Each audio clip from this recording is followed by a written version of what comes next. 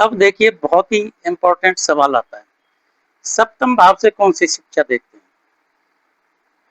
सप्तम भाव की शिक्षा जो होती है, वो ससुराल पक्ष के साथ किस तरह के आप संबंध रखते हैं, किस तरह से रखते हैं, वह शिक्षा होती है।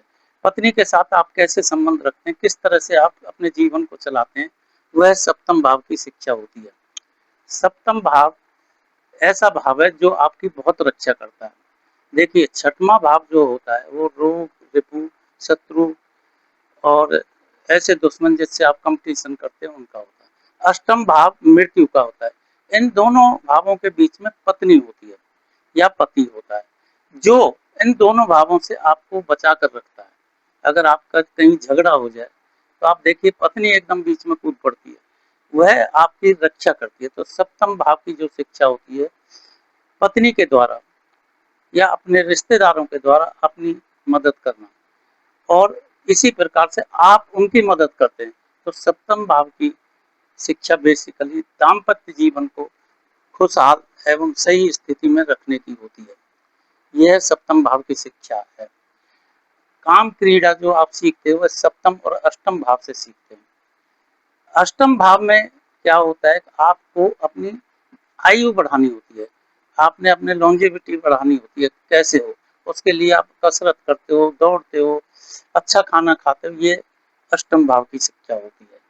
नवम भाव जो होता है वो मैंने आपको बताया था, हायर एजुकेशन होती है, जो स्नातक के बाद की शिक्षा होती है वह नवम भाव से देखते हैं।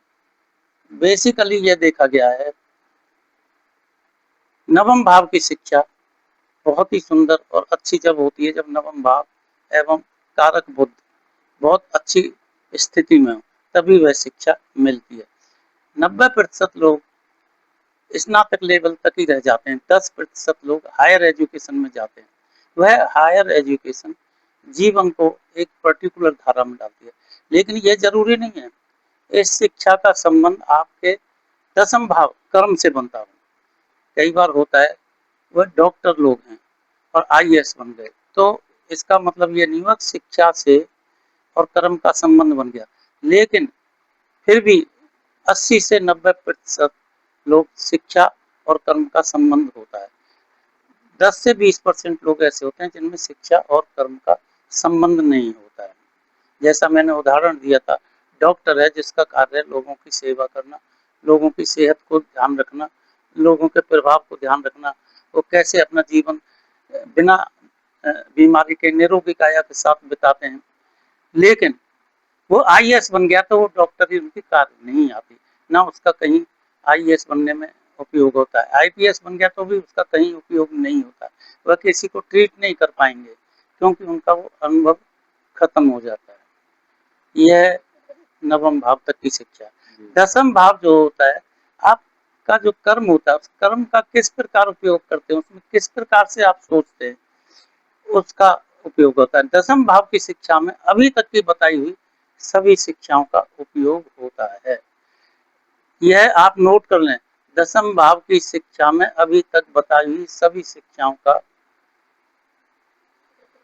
निचोड़ होता है, सभी शिक्षाओं का उपयोग किया जाता है। सबसे मुख्य उपयोग होता है तीसरे भाव की शिक्षा का, आपके हुनर का। कई बार क्या होता है कि एक ही क्लास में पढ़े हुए दो बच्चे एक ही टाइम पर एक ही कंपनी में नौकरी करते हैं, परंतु जो बच्चा अच्छे नंबर से पास हुआ है, जो अच्छी डिग्री से पास हुआ है और उसको शुरुआती नौकरी भी अच्छी मिली, शुरुआती वेतन भी अच्छा मिला, लेकिन बाद में पता चला दूसरा बच्चा जो कमजोर था वह हायर वेतन ले रहा है, हायर स्थिति में पहुंच गया। उसका कारण होता है उसमें जो हुनर होता है, जो उसकी शिल्पकारी होती है, जो वो अपने कार्य में दक्षता दिखाता है, वह पढ़ाई से ज्यादा होती है।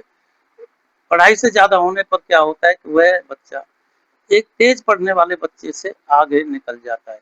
इसीलिए एक व्यक्ति छोटा दुकानदार रह जाता है, बड़ा बन जाता, दूसरा बड़ा बन जाता है। एक छोटी पदवी पर रह जाता है, दूसरा बड़ा बन जाता है। यह जरूरी तो नहीं है एक जिस व्यक्ति ने अच्छे नंबर से पास किया है वह आईएएस बन जाए, परंतु जिसने कम नंबर से पास किया वह आईएएस या कोई भी सरकारी अधिकारी बन जाए। यह शिक्षा दसम भाव की होती है।